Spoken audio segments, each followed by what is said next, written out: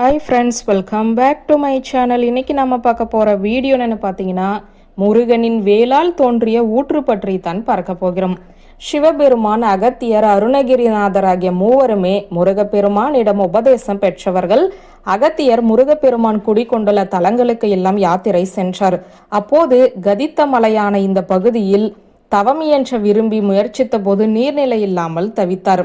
உடனே முருகப்பெருமானை வேண்ட அகத்தியரின் கூப்பிட்ட குரலுக்கு ஓடோடி வந்த முருகப்பெருமான் மலையில் தம் வெற்றி வேலினை ஊன்றி ஒரு வற்றாத ஊற்றை ஏற்படுத்தினார்.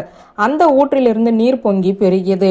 மகிழ்வுற்ற அகத்தியர் அனுஷ்டானங்களை எல்லாம் முடித்து வழிபாடும் மிகவும் சிறப்புடன் செய்தார். அன்று முருகப்பெருமான் கூர்வேலினால் ஏற்படுத்திய அந்த ஊற்று இன்றுமே நம் கண்முன் வற்றாமல் வளமாக உள்ளது. குழியிலிருந்து ஊற்று தோன்றியதால் இந்த ஊற்று குழி என பெயர் பெற்றது. இன்று அது மருவி ஊத்துக்குழி என்றாயிற்று. கதித்த மலையே ஒரு அழகிய மயில் வடிவில் தான் உள்ளது. மயிலுக்கு மயூரம் என்ற மற்றொரு பெயரும் உண்டு. கதித்த மலையை மயூரகிரி என்றும் அழைப்பர்.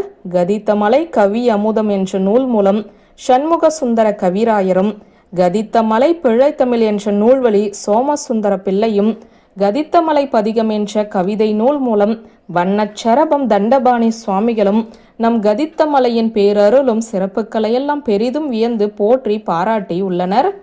வியூவர்ஸ், இந்த வீடியோ உங்களுக்கு பிடித்திருந்த லைக், கமெண்ட், ஷேர் பண்ணுங்க. நன்றி.